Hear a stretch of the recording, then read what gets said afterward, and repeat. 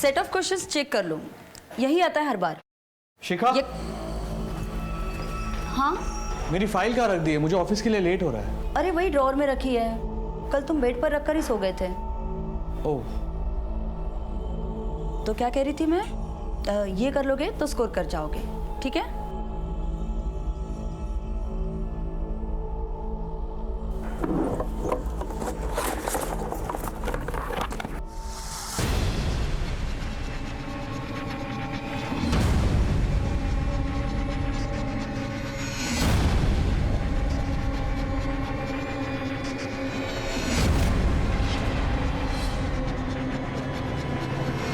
मिली file? अब हाँ,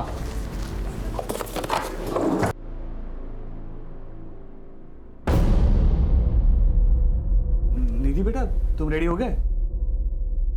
चलो चलो चलो चलो।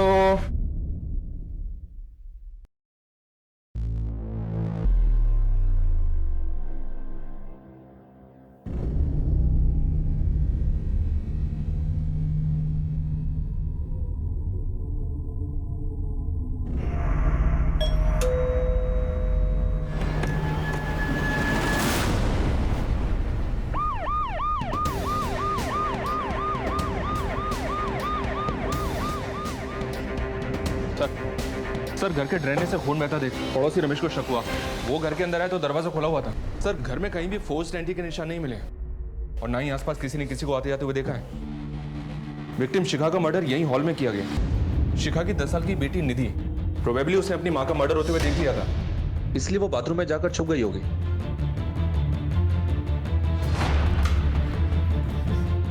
उसका मर्डर करने के लिए वॉशरूम का दरवाजा तोड़ा गया। हत्यारे ने दरवाजा तोड़ा और अंदर गया और उसको भी मार दिया।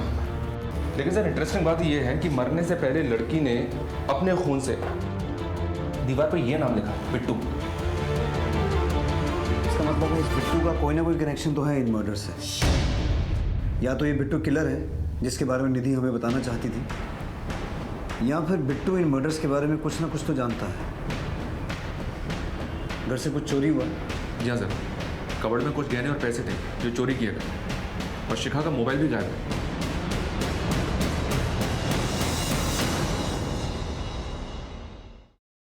सर बिट्टू के बारे में विशाल ही बता सकता है और उसका हाल आप देख ही रहे। ऐसा कौन हो सकता है जिसे शिखा पहचानती हो, जो घर में आता जाता हो, जिसे आप भी जानते हो? सर शिखा यहीं अगले कमरे में बच्चों को ट्यूशन देती थी, वही बच्चे आते थे घर में और बस, इससे ज़्यादा कोई और नहीं आता था जिसके बारे में आपको कुछ बता सकूं। मनीष सर, इस एरिया में जितने भी बिट्टू नाम के लोग हैं सबको राउंड अप करो और ये पता लगाओ कि इनकी फैमिली में बिट्टू नाम का कोई आदमी है क्या। और जो बच्चे यहाँ पढ़ने आते हैं उनकी भी डिटेल्स चेक करो, कहीं उनमें से कोई बिट्टू तो नहीं। जी सर। मनीष, ये जो लड़की है निधि, इसके स्कूल में भी पता करो वहाँ कोई बिट्टू नाम का लड़का है क्या। शिखा का मोबाइल ट्रैकिंग पे डलवाओ और ज्वेलरी के लिए अलर्ट भेजो। जी सर।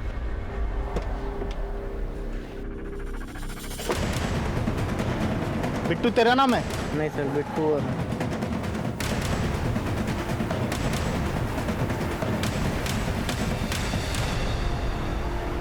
ये क्या है सर? बिट्टू समझ के किसी को भी उठा लोगे? ऐसा कहीं होता है क्या? देखो अभी हम सिर्फ इंक्वायरी करें, एक बार तहकीकात पूरी हो जाएगी ना, उसके बाद तुम सबको छोड़ दिया जाएगा। समझ में आया? जब आपकी बीवी का मर्डर हुआ था उस वक्त आप कहाँ थे? मैं तो ऑफिस में ही था। देखिए विशाल जी, हमें आपके घर में किसी भी फोर्स एंट्री के निशान नहीं मिले हैं। अब ये जो भी आदमी था बिट्टू, उसे या तो आपकी बेटी जानती थी या आपकी बीवी शिखा, जिन्होंने उसे अंदर आने दिया। और आपकी बेटी ने भी अपने खून से बिट्टू लिखा था वॉशरूम में। ये बिट्टू है कौन? सर अगर मुझे पता होता ना तो अभी तक वो जिंदा नहीं होता। याद करने की कोशिश कीजिए, कभी आपके घर में आपकी बेटी ने या आपकी बीवी ने बिट्टू नाम के किसी आदमी का जिक्र किया हो? नहीं सर, मुझे याद नहीं है। आपकी आखिरी बार कब बात हुई थी अपनी बीवी से? सर उसी दिन दोपहर को। अरे निधि की छुट्टी 2 बजे तक हो जाती है, आ जाएगी थोड़ी देर में। वैसे तुम क्या कर रहे हो? कुछ नहीं, आज मुझे भी ऑफिस में थोड़ा काम है, आते आते लेट हो जाएगा, 6-7 बज जाएंगे। कुछ सामान लाना है? नहीं नहीं, कुछ नहीं लाना है। ठीक है। फोन आपने किया था या शिखा ने? सर शिखा ने ही किया था। कुछ काम था उसे आपसे? नहीं सर, ऐसे ही किया था। फिर 2 घंटे के बाद रमेश का फोन आया। और उसने बताया कि घर पे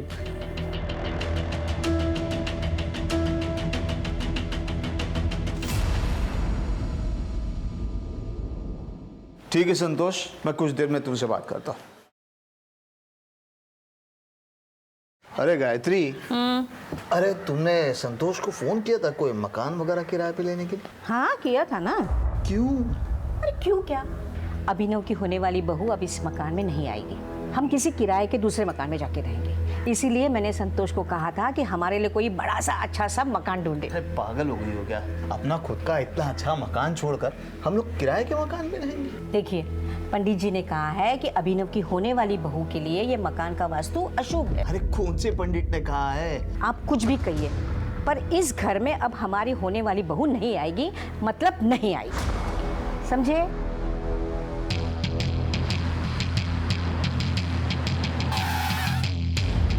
मर्डर स्पॉट पर ये लिखा था।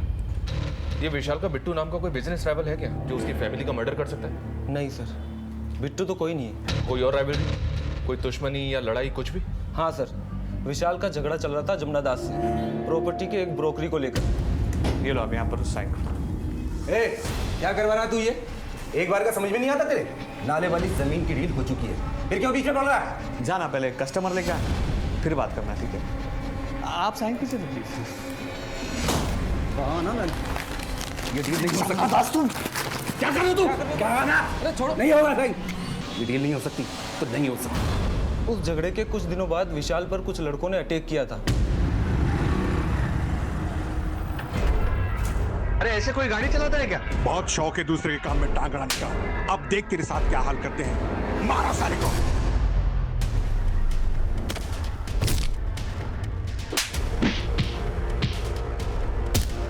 ए, छोड़ो उसे, छोड़ो उसे, पुलिस को बुलाओ कोई।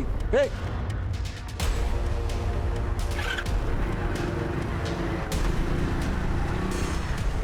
अरे हिम्मत है तो अकेला आओ, फिर दिखा दो कितनी चर्बी है मेरे में। जाओ बता देना अपने बाप को, विशाल डरता नहीं है। लेकिन विशाल को पूरा डाउट था कि अटैक जमुना दास ने ही करवाया था उसके ऊपर। ये जमुना दास कहाँ रहता है? आपके पास कोई सबूत है तो बताएं कि हमने मारा उसके बीवी बच्चों को। देखिए जमुना दास जी, दुनिया में सारे फसाद की जड़ 3 चीजें होती हैं, जर, जोरू और जमीन, और यहाँ इस मामले में ये तीनों ही हैं। देखिए साहब, मैं ऐसे टुच्चे काम नहीं करता। वो जमीन सरकार लेने वाली थी, इसलिए मैं खुद ही हट गया, वरना विशाल तो क्या, उसके बाप की औकात नहीं थी हमें रोकने की। सर। हाँ मनीष। सर, जमुना दास से बात हुई, कुछ ज्यादा ही टेढ़ा आदमी लग रहा है। जमुना दास और विशाल, इन दोनों के पीछे अपने आदमी लगाओ। इन दोनों के उठने बैठने की एक एक डिटेल चाहिए मुझे। शिखा का फोन ट्रैक हुआ? नहीं सर, अभी तक स्विच ऑफ। वीडियो की भी कोई न्यूज़ नहीं है। विशाल और शिखा के सीडीआर मंगवाए, जल्दी मिल जाएंगे। ठीक है। हर केस की एक कहानी होती है, लेकिन इस केस में 2 हत्याएं हो चुकी थी, पर कहानी अभी तक साफ नहीं हुई थी। एक आम सी जिंदगी में दिन दहाड़े घर में घुसकर हत्या और लूट का मामला तूल पकड़ रहा था। पुलिस पर हमेशा इस बात का दबाव रहता है कि वो हर एक केस को जल्द से जल्द निपटाएं। ये मामला काफी पेचीदा था और इनिशियल इन्वेस्टिगेशन में हमारे हाथ कुछ भी नहीं लगा था, इसलिए हम एक एक लीड को टटोलते हुए आगे बढ़ रहे थे।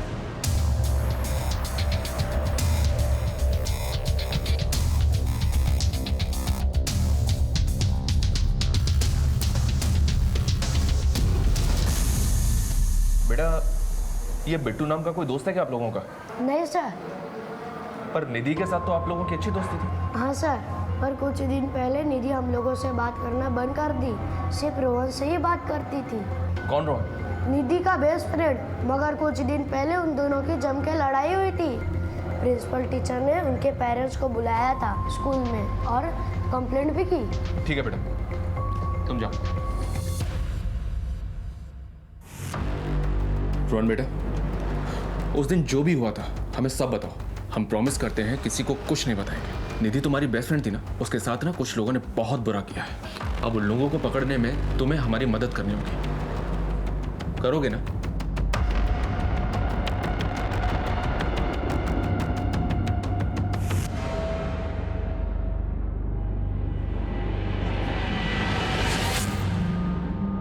देखो, अब यहाँ पे मेरे और तुम्हारे अलावा और कोई नहीं है, हाँ? इसलिए तुम्हें डरने की कोई जरूरत नहीं है।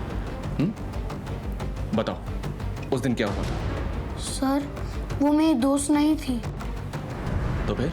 सर वो मेरी गर्लफ्रेंड थी। अगर ऐसा था तो झगड़ा क्यों हुआ था?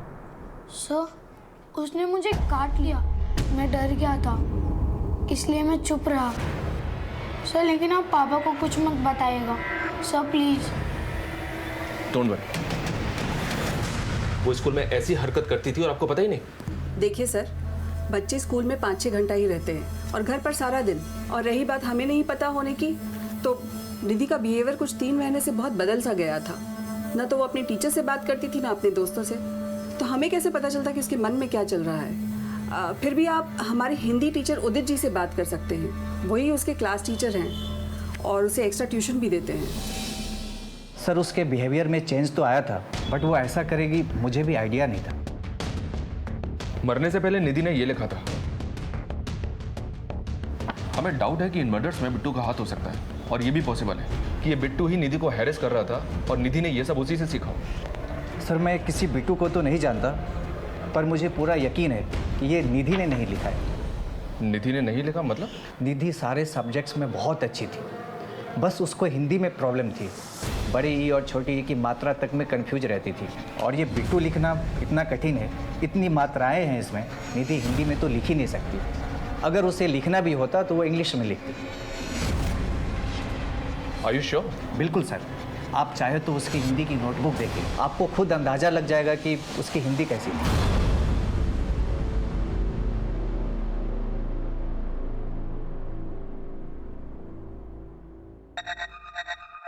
मेरा अभिनव कितना खुशकिस्मत है कि उसे तुम्हारे जैसी खूबसूरत बीवी मिल रही है। अच्छा है ना कान के?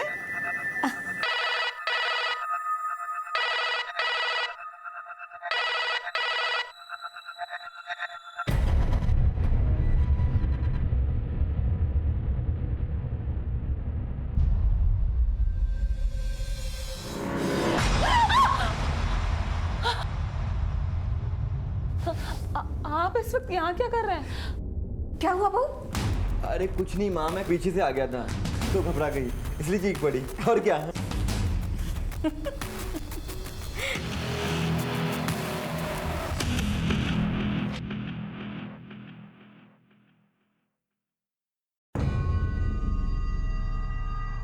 सर,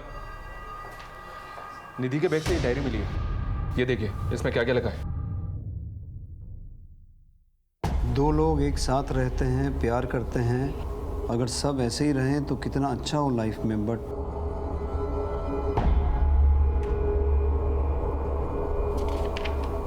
जिससे प्यार करना है उससे लड़ाई, और जिससे बात भी नहीं करनी उससे प्यार। Sometimes I feel there should be someone with whom I can share my pain. कुछ भी तो अच्छा नहीं है एक रोहन को छोड़ के। He understands me well, at least I have someone to talk now. आज रोहन ने भी मुझसे झगड़ा किया, अब मैं उससे कभी बात नहीं करूंगी, वो भी सबके जैसा ही है। आपकी बेटी इतने मेंटल प्रेशर में थी और उससे कोई बात करने वाला भी नहीं था। आप बता सकते हैं कि आप मियाँ बीवी के बीच झगड़ा किस बात पे होता था? सर मैं सच कह रहा हूँ, हमारे बीच में कोई लड़ाई झगड़ा नहीं होता था। निधि ने कुछ और ही बात लिखी है। अगर पता होता सर तो हम उससे बात करते।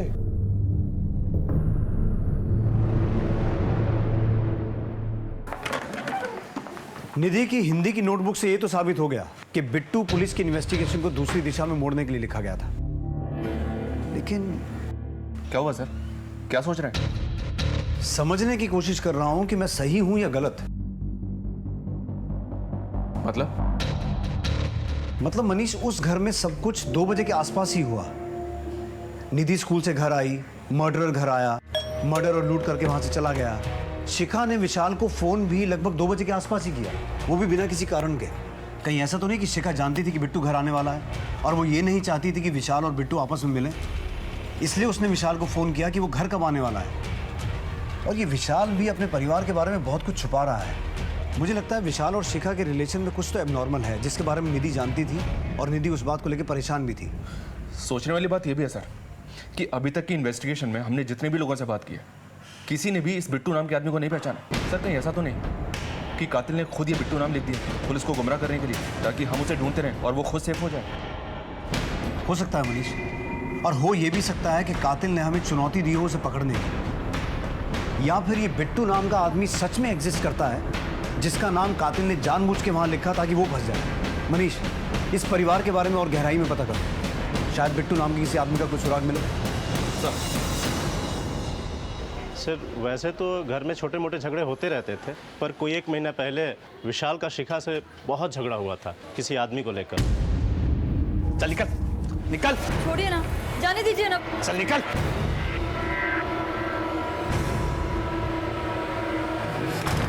सर कौन था, क्यों झगड़ा हुआ था, ये तो मुझे नहीं मालूम। वो आदमी इस मोहल्ले में न पहले दिखा था और ना ही बाद में दिखा।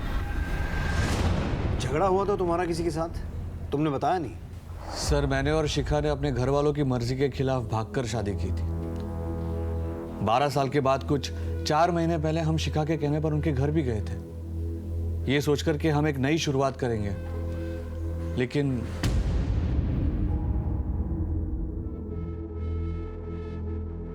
पुरानी सारी बातें भूल जाइए ना पापा। अब तो आपकी नातिन भी आपसे मिलने की जिद करती है। भाव छू नाना की। जब बेटी ही मर गई तो नवासी कैसी? तुम लोगों ने यहाँ आने की हिम्मत कैसे की? चले जाओ यहाँ से और दोबारा यहाँ कदम रखने की कोशिश भी मत करना। पापा प्लीज, निधि नाम रखा है इसका, कम से कम इसके लिए। शिखा, ये सब क्या ड्रामा है? निकलो यहाँ से, विशाल लेकर जाओ इसे, अगर नहीं गए तो देख लेना। देख लेना मतलब? नहीं माना कि हम दूसरी जाति के हैं, लेकिन हमारे संस्कार तुमसे बहुत ज्यादा बेहतर है। अरे आनंद, तुझे तो एहसान मानना चाहिए कि मैंने ऐसे घटिया संस्कार वाले परिवार के साथ रिश्ता जोड़ा है। निकल निकल यहाँ से, और दोबारा मत आना यहाँ पर। निकलो यहाँ से। शिखा!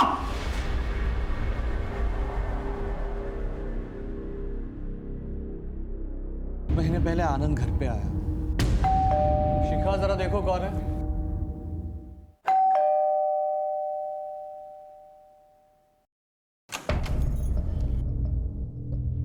भैया आप आइए ना।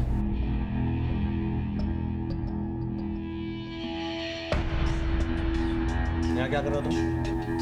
अपनी बहन से मिलने आया हूँ। लेकिन ये मेरा घर है, तुम्हारे बाप का घर नहीं है। ये क्या कह रहे हो तुम?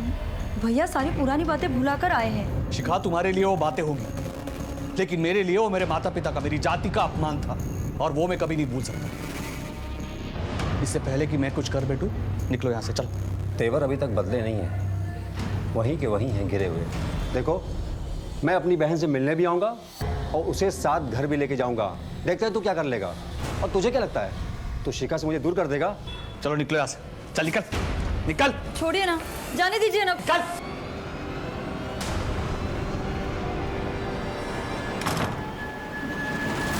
शिखा के कहने पर ऑलरेडी बेइज्जती सहन की थी, अब और नहीं सहना था, इसीलिए उसे देखकर गुस्सा आ गया और फिर झगड़ा हो गया। लेकिन इतना कुछ हो गया, फिर भी ये बात तुमने हमें बताई नहीं। बाथरूम में बिट्टू पड़ने के बाद उनकी तरफ कभी ध्यान ही नहीं गया। गुस्से में हो गई थी मारपीट। हम तो बाबूजी को मिलवाना चाहते थे, लेकिन शिखा से मिलने के बाद बाबूजी को गुस्सा आ गया। वो जैसी भी थी मेरी बहन थी सर। ये झूठ बोल रहा है सर। इसके पिता मनोहर शर्मा की सारी प्रॉपर्टी इसके नाम पर है। ये देख, सबूत है हमारे पास। शिखा अगर घर वापस लौटती तो आधी प्रॉपर्टी इसके नाम हो जाती ना। सर, हम भाई बहन के बीच प्रॉपर्टी का मसला कभी नहीं था। सर, ये दूसरी जात वाले विशाल की चाल है। सर 12 साल का बदला ले रहा है मुझसे। सर मैंने ऐसा कुछ नहीं किया है। 12 नवंबर को जिस वक्त शिखा का मर्डर हुआ था, तू कहाँ था? सर घर पे।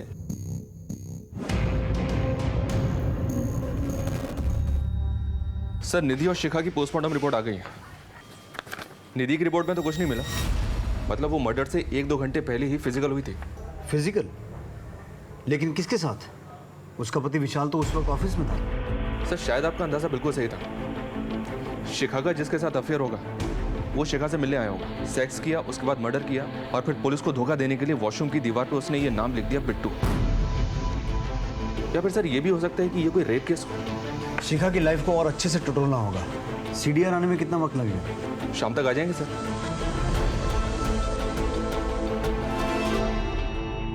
शांति देखो कितनी अच्छी ड्रेस है ना। हाँ माँ जी।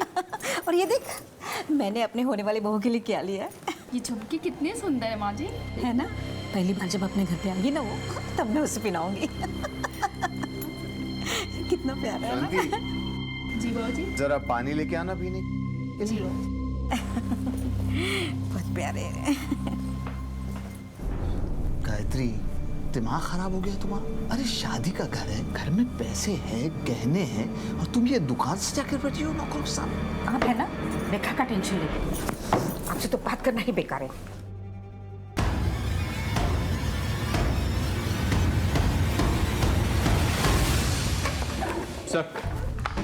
सर शिखा और विशाल के कॉल रिकॉर्ड्स आ गए हैं।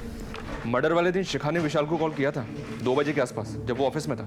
लेकिन सर ये एक नंबर और है जिसके साथ शिखा रेगुलर टच में थी, और मर्डर से पहले भी बात हुई थी उसकी। किसका नंबर है?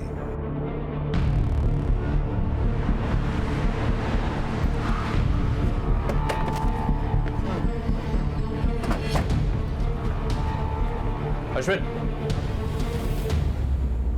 शिखा के साथ बहुत बातें होती थी तेरी? हाँ सर, विशाल भाई का अकाउंट चलता है मेरी दुकान में, इसलिए सामान के सिलसिले में बात होती है। क्या हुआ? ठीक है, थाने चल, हमें भी तुझसे कुछ बात करनी है। सर क्यों? सर क्या हुआ? बोल बोल बोल। बहुत डीट बंदा है सर, इतना तोड़ो लेकिन अपना मुंह खोलने के लिए तैयार नहीं। अरे तो इतनी मेहनत करने की जरूरत क्या है? ये लो ब्लड सैंपल लो और डीएनए मैचिंग के लिए भेज दो। अगर ये उस दिन फिजिकल नहीं हुआ था तो पता चल जाएगा, और अगर ये झूठ बोल रहा है तो फिर अपनी हालत का जिम्मेदार खुद होगा।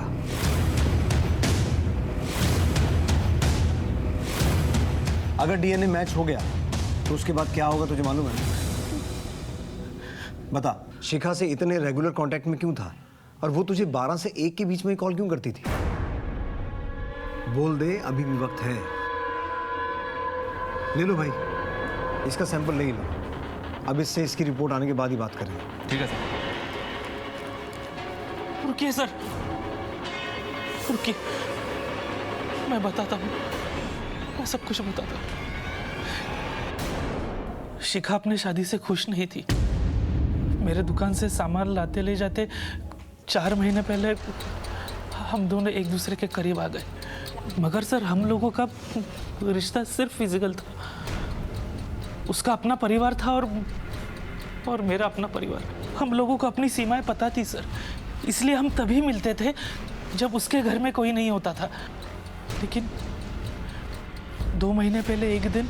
बेटा निधि, जो कुछ भी तुमने देखा वो पापा को मत बताना, प्लीज। मानोगी ना मेरी बात? तो अपना राज खुलने के डर से तूने शिखा और निधि दोनों को मार दिया? नहीं नहीं सर, नहीं, मैं क्यों ऐसा करूंगा? इस बारे में किसी को कुछ भी पता नहीं था। ना विशाल ने मेरे साथ इस बारे में कुछ बात की, और ना ही उसके स्वभाव में कोई परिवर्तन आया था। अरे विशाल जी नमस्ते। नमस्ते। चलो बेटा। मुझे लगा कि शिखा ने निधि को कन्विंस कर लिया था इस सब के बारे में, और फिर मैंने भी धीरे धीरे शिखा के साथ सेफ्टी के लिए अपना कांटेक्ट खत्म कर दिया था सर।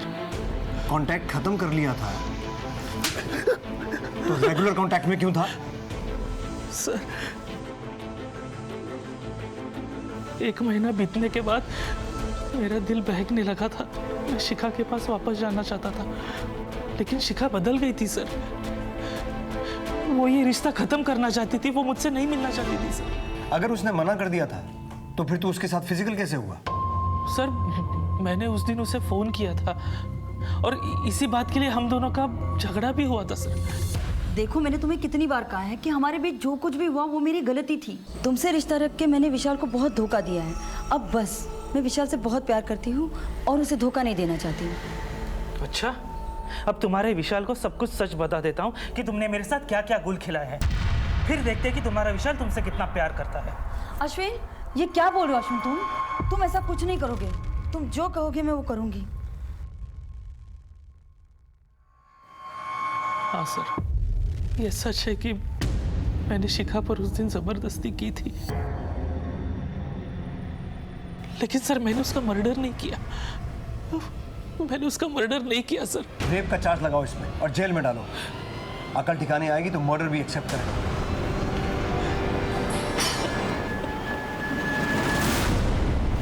सर अश्विन की दुकान के सीसीटीवी फुटेज में शिखा के मर्डर के वक्त तकरीबन 2:30 बजे अश्विन अपनी दुकान में ही मौजूद था। लेकिन सर इस विशाल के बारे में एक इंटरेस्टिंग बात पता चली है। क्या?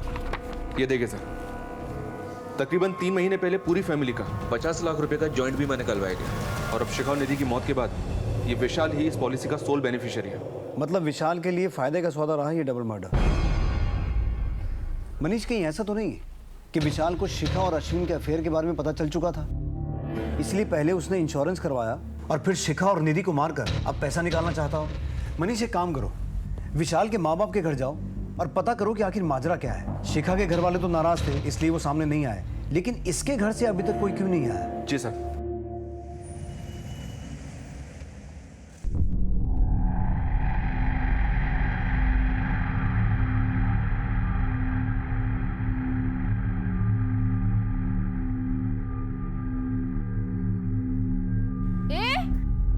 कौन हो तुम और अंदर क्या झांक? देखो चोर, पकड़ो। क्या हुआ शांति? माँ जी, वो लड़का हर रोज इधर ही देखता रहता है और आज तो शायद घर में घुसने की कोशिश कर रहा था।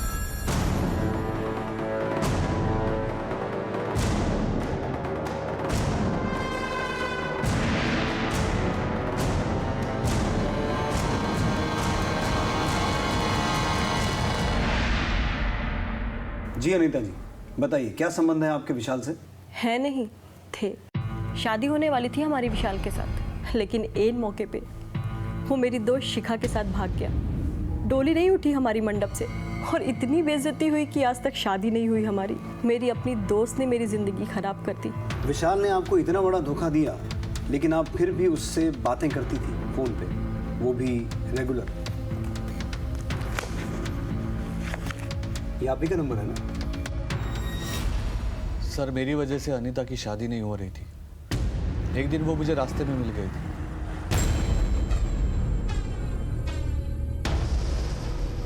मुझे माफ करना अनीता, तुम्हारी बर्बादी का जिम्मेदार मैं हूं। मैंने बहुत गलत किया है तुम्हारे साथ। अगर तुम्हें किसी भी चीज की मदद चाहिए तो मुझे बता देना, लेकिन प्लीज मुझे माफ कर दो। हमदर्दी थी सर अनीता से, और कुछ नहीं। जिससे प्यार करना चाहिए उससे नफरत करते हैं, और जिससे बात भी नहीं करनी चाहिए उससे प्यार। कुछ याद आया? ये तो निधि के डायरी में लिखा था, लेकिन आप ये मुझे क्यों बता रहे हो? इसलिए विशाल की निधि ने ये बात शिखा को लेकर लिखी थी। शिखा तुम्हारे साथ शादी में खुश नहीं थी, इसलिए उसके संबंध अश्विन के साथ हो गए थे। सर बकवास कर रहे हो आप, नाम खराब कर रहे हो आप शिखा का। मैं कोई बकवास नहीं कर रहा हूँ विशाल। अश्विन ने ये बात खुद कबूली है, और उसने हमें यह भी बताया है कि निधि ने उसको एक बार शिखा के साथ देख लिया था। इसकी वजह से ही निधि अपने दोस्त रोहन के साथ वो हरकतें कर रही थी। क्या? और ये भी कि निधि की लाइफ में स्ट्रेस तुम्हारे और शिखा के रिलेशन की वजह से है। और एक बात, जिस दिन शिखा की मौत हुई थी उस दिन भी शिखा ने अश्विन के साथ रिलेशन बनाए थे। इतना चौंकने वाली बात नहीं है विशाल। एक अच्छी खबर तुम्हारे लिए भी है। यह है वो इंश्योरेंस पॉलिसी जिसके हिसाब से शिखा और निधि की मौत के बाद तुम्हें 50 लाख रुपए मिलने वाले हैं। ये पॉलिसी तुम्ही ने करवाई थी ना 3 महीने पहले। आप कहना क्या चाहते हो? तुम शिखा के अफेयर के बारे में जानते थे। अब शिखा भी रास्ते से हट गई, पैसा भी मिल गया, और बैक एंड पे तो वो अनीता थी ही। सर बात को घुमाने से कुछ हासिल नहीं होगा। सिर्फ कॉल रिकॉर्ड से और इंश्योरेंस की पॉलिसी से आप मुझे कातिल साबित नहीं कर सकते। सही कह रहे हो। तो एक काम करते हैं, तो जब तक हम ये साबित नहीं कर पाते कि तुम कातिल हो, हमारे मेहमान बन के रहो। मनीष, अंदर डालो इसे। कुछ दिन अंदर रहेगा, खुद ब खुद बकेगा। सर हमने विशाल को भनक तक नहीं लगने दी अनीता के बारे में, पर दोनों के स्टेटमेंट मैच कर रहे हैं कि उन दोनों के बीच वैसा कोई रिश्ता नहीं था। हो सकता है सर ये बात सच हो। अश्विन का भी तो ये कहना है कि विशाल को पता ही नहीं था शिखा के अफेयर के बारे में, और निधि की डायरी में भी इस बात का कोई जिक्र नहीं है। In a way you are right Manish, लेकिन ये केस बहुत नाजुक है। हम किसी को भी क्लीन चिट नहीं दे सकते। सर इस केस में हर लीड के साथ हम 2 कदम आगे तो बढ़ रहे थे, लेकिन घूम फिर कर डेड एंड पर आ जाते थे। यानी कि इस दोहरे कत्ल के मामले में कोई भी कामयाबी हमारे हाथ नहीं लग पा रही थी, लेकिन अब इस जुर्म की जंजीर में एक कड़ी और जुड़ने को थी।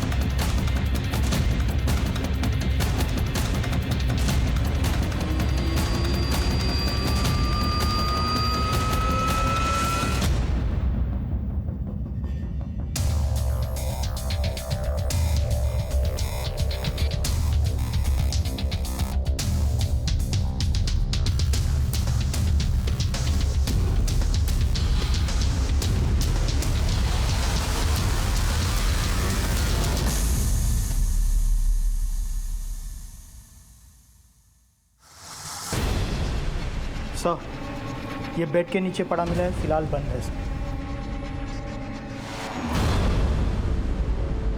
सर गायत्री जी के बेड के नीचे से मोबाइल मिला है, फिलहाल बंद है। सर लगता है गायत्री जी को स्ट्रैंगुलेट करके मारा गया है। ये भी पता चला है कि घर में कुछ ही दिनों में शादी होने वाली थी।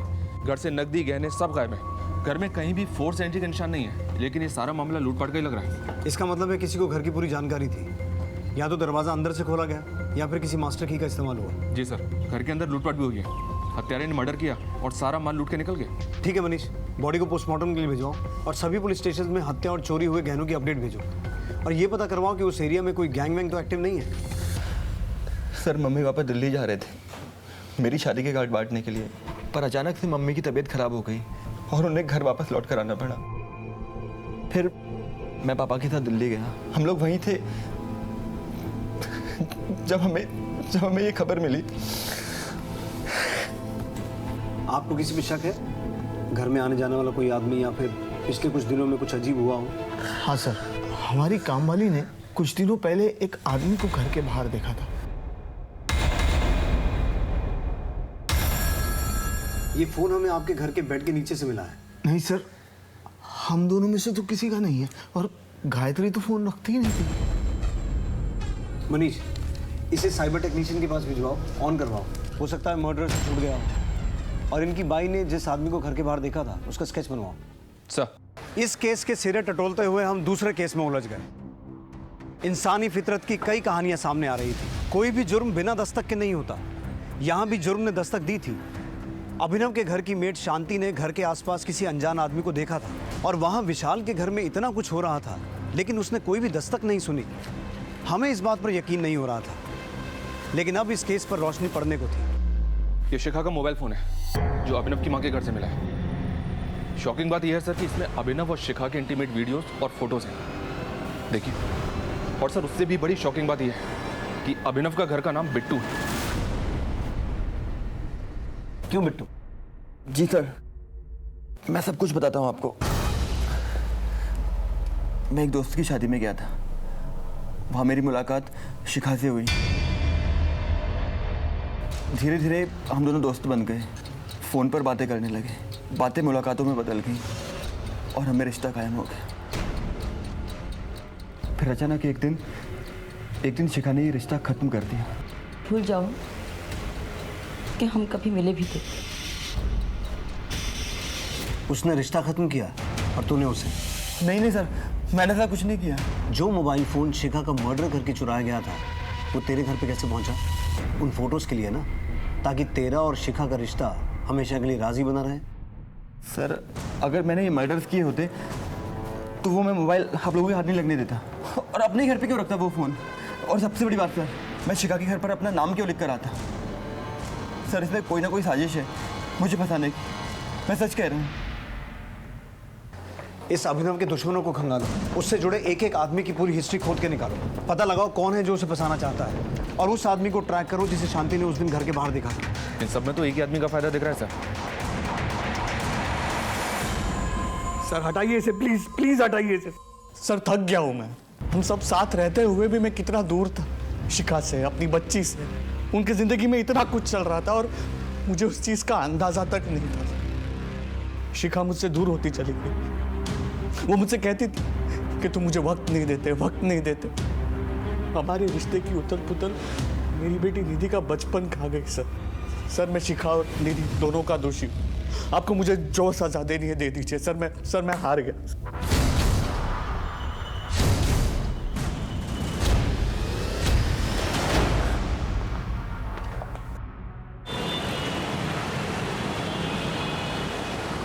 सर गायत्री की मौत की असली वजह स्ट्रैंगुलेशन नहीं, बल्कि डाइल्यूटेड वर्जन ऑफ साइनाइड है। मौत के बाद गला घोटा गया। Diluted version of cyanide? ये तो पेस्टिसाइड मैन्युफैक्चरिंग फैक्ट्रीज में इस्तेमाल होता है और इतनी आसानी से किसी आम आदमी के हाथ नहीं आता। मनीष, इस जिले की जितनी भी पेस्टिसाइड मैन्युफैक्चरिंग कंपनीज हैं सबसे संपर्क करो, पूरी इंफॉर्मेशन निकालो। सर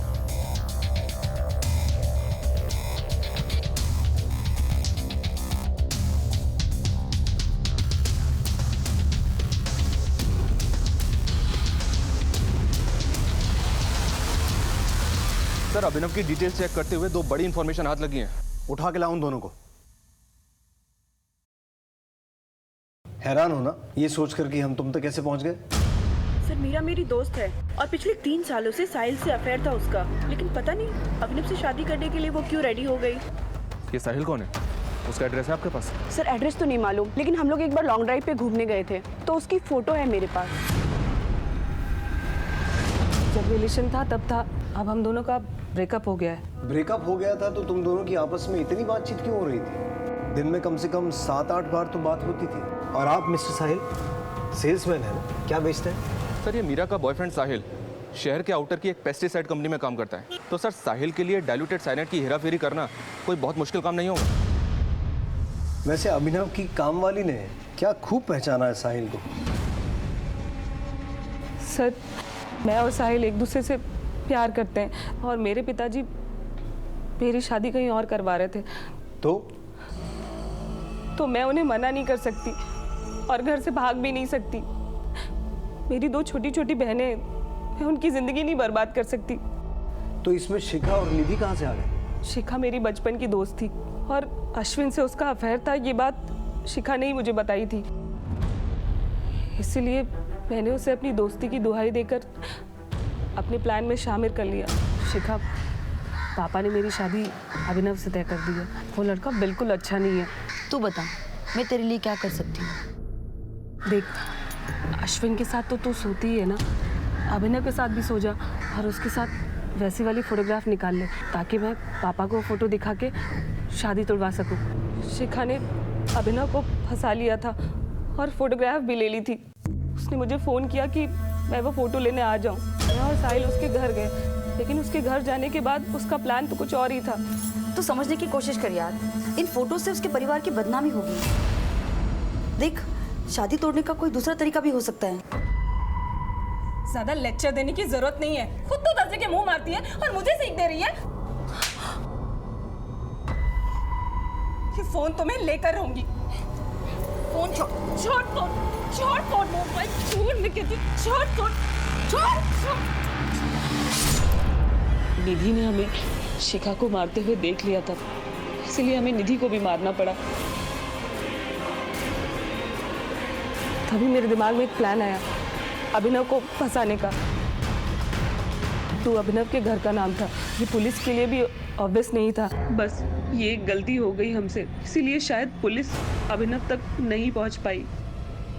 गायत्री, उसे क्यों मारा? हमें लगा कि शिखा के कॉल रिकॉर्ड से पुलिस अभिनव तक पहुंच जाएगी और ये शादी टूट जाएगी, लेकिन ऐसा नहीं हुआ क्योंकि शिखा अभिनव से इंटरनेट कॉलिंग पर बात करती थी। हम शिखा के फ़ोन को अनलॉक नहीं कर पा रहे थे और शादी की डेट नज़दीक आती जा रही थी। इसीलिए हमने ये प्लान किया कि हम अभिनव को मार के शिखा का मोबाइल उसके घर पे छोड़ देंगे ताकि किसी को भी फोटोग्राफ देखे तो उसे लगे कि अभिनव ने शिखा को मारा है और इस गिल्ट में उसने खुद की जान दे दी। और साहिल अभिनव के घर पर निगरानी रखने लगा। हमने उसी दिन अभिनव को मारने का प्लान बना लिया था, लेकिन कौन? अरे मीरा, तुम इस वक्त यहाँ पर? ये कौन है? हमने जो कुछ भी किया बस एक दूसरे के साथ रहने के लिए किया। एक साथ तो नहीं, पर अब तुम दोनों जिंदगी भर जेल की कालकोठरी में रहोगे। हमारे हाव भाव, हमारे बर्ताव और हमारी बातों का असर हमारे बच्चों पर होता है। यही कुछ हुआ था निधि के साथ। अपने माँ बाप से प्रभावित होकर वो अलग अलग हरकतें कर रही थी। ये एक बड़ी दस्तक थी जिसे ना शिखा पहचान पाई और ना ही विशाल सुन पाया। अपने रिश्तों की कदर करें, डायरेक्ट इनडायरेक्ट कम्युनिकेशन पर खास ध्यान दें। बिखरते रिश्तों की दस्तक अगर वक्त रहते सुन ली जाए तो फिर तबाही की गूंज सुनने की नौबत ही नहीं आएगी। आपसे फिर मुलाकात होगी एक नए केस के साथ। तब तक देखते रहिए क्राइम पेट्रोल दस्तक। मकसद बताना नहीं, बचाना है।